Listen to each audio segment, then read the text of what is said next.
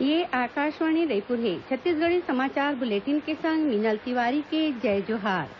केंद्रीय मंत्रिमंडल के आर्थिक मामला के समिति ह खरीफ मौसम बर न्यूनतम समर्थन मूल्य म बढ़ोतरी ल मंजूरी दे दे हे। मंत्रिमंडल के बैठका के बाद मीडिया संग गोठ बात करत केंद्रीय कृषि मंत्री नरेन्द्र सिंह तोमर ह कहिन कि धान के न्यूनतम समर्थन मूल्य म 65 रूपिया कुंटल पाछू बढ़वार करे गे हे। उहें ज्वार के कीमत म 120 रूपिया और रागी के कीमत म 253 रूपिया के बढ़ोतरी होय हे। कृषि मंत्री ह बताइन कि राहेर के समर्थन मूल्य म 125 रूपिया, मूंग म 75 रूपिया और उड़द के कीमत म 100 रूपिया कुंटल पाछू बढ़ोतरी करे गे हे। केंद्रीय स्वास्थ्य मंत्री डॉक्टर हर्षवर्धन ह कहिन हे कि सरकार ह बछर 2025 तक स्वास्थ्य सेवा बर होवइया खरच ल देश के सकल घरेलू उत्पाद के 2.5% तक बढ़ाए के लक्ष्य तय करे हे। राज्यसभा म एक सवाल के जवाब म डॉक्टर हर्षवर्धन ह कहिन कि स्वास्थ्य सेवा म सरलग बढ़ार होवत हे। ओमन कहिन कि स्वास्थ्य नीति म ये सुझाव दे गे हे कि बछर 2020 तक राज्य सरकार अपन बजट के 8% स्वास्थ्य सेवा म खर्च करय। राष्ट्रीय विद्युत ताप निगम एनटीपीसी के जौन विज्ञापन आईटीआई और आने खाली पद बर अखिल भारतीय स्तर म निकाले गे रिहिस ओमा सुधार करके 69 पद म सिर्फ भू विस्थापित मन बर निकाले जाही। एकर संगे संग 10 अउ पद डिप्लोमा वाले मन बर निकलही। ये पद ल भू विस्थापित मन के योग्यता के मुताबिक भरे जाही।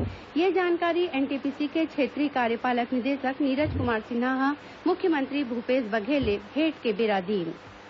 निःशुल्क बाल शिक्षा अधिकार अधिनियम म राज्य के प्राइवेट स्कूल मन म कक्षा पहली ले 8वीं तक के 44,500 ले जादा लइका मन भर्ती ले हे।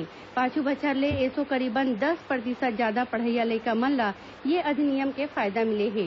संचालक लोक शिक्षण एस प्रकाश ह बताइन कि पात्रता होए के बाद जौन लइका मन एके स्कूल के जानकारी दे रिहिन अउ ओखर मन के दाखिला नइ हो पाए हे त ओमन ल एक घांव फेर अउ दीगर स्कूल भरे के मौका दे जात हे। लोकसभा चुनाव के बेरा अपन चुनाव खर्चा के हिसाब नहीं देवइया 4 झिन उम्मीदवार ल नोटिस जारी करे गे हे। राज्य के 11 संसदीय निर्वाचन क्षेत्र म कुल 166 उम्मीदवार चुनाव मैदान म रहिन।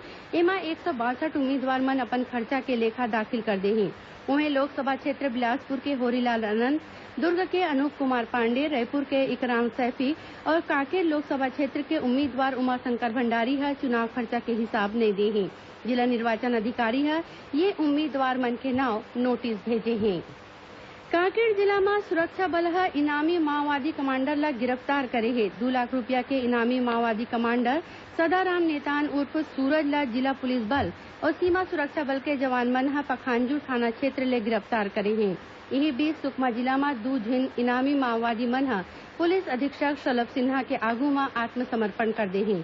ये माओवादी मन ऊपर कतकोन घटना में शामिल रहे के आरोप हे।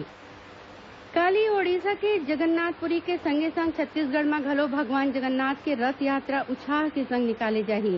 राजधानी रायपुर में रथ यात्रा गायत्री मंदिर के जगन्नाथ मंदिर ले निकलही। ये यात्रा बर भगवान जगन्नाथ, बलभद्र और देवी सुभद्रा बर अलग अलग रथ बनाए गे हे। ऐसने कोरिया जिला के चिरमिरी में भगवान जगन्नाथ मंदिर ले रथ यात्रा निकाले जाही। भिलाई के जगन्नाथ मंदिर में रथ यात्रा निकाले के जम्मो तैयारी पूरा कर ले गे हे। राज्यपाल आनंदीबेन पटेल ह रथ यात्रा के मौका म प्रदेशवासी मन ल बधाई और शुभकामना दिन हे। 9वीं सब जूनियर हॉकी राष्ट्रीय स्पर्धा में पटियाला की टीम जीते है। वहीं हिमाचल प्रदेश की टीम उप विजेता बनी। प्रतियोगिता में छत्तीसगढ़ की टीम तीसरे स्थान में हवे। बिलासपुर के स्वर्गीय BR Yadav hockey stadium Bahatrai में राखे गई ये प्रतियोगिता में देश भर के 22 ठन टीम भाग ले रही। समापन समारोह में खेल मंत्री उमेश पटेल ह जितैया मन ल पुरस्कार दीन। भारी बारिश के सेती महाराष्ट्र के पुणे में दीवार गिरे ले छत्तीसगढ़ के जौन 4 झिन मजदूर मन के मौत होई रही उखर सौ लेके जिला प्रशासन के टीम आज बेमेतरा पहुंची। मौत होए लोगन में 2 झन बेमेतरा जिला के और 2 झन बलौदाबाजार जिला के रहवइया हरय। मुख्यमंत्री भूपेश बघेल ह ये दुर्घटना में दुख जतई हे। जिला कलेक्टर महादेव कावरे ह बताइन कि मुख्यमंत्री के निर्देश में मौत होए लोगन के परिवार वाले मन ल 4-4 लाख रूपया के सहायता राशि दे गे हे। एकरे संग छत्तीसगढ़ी समाचार बुलेटिन इहें सिरावत हे। जय जोहार।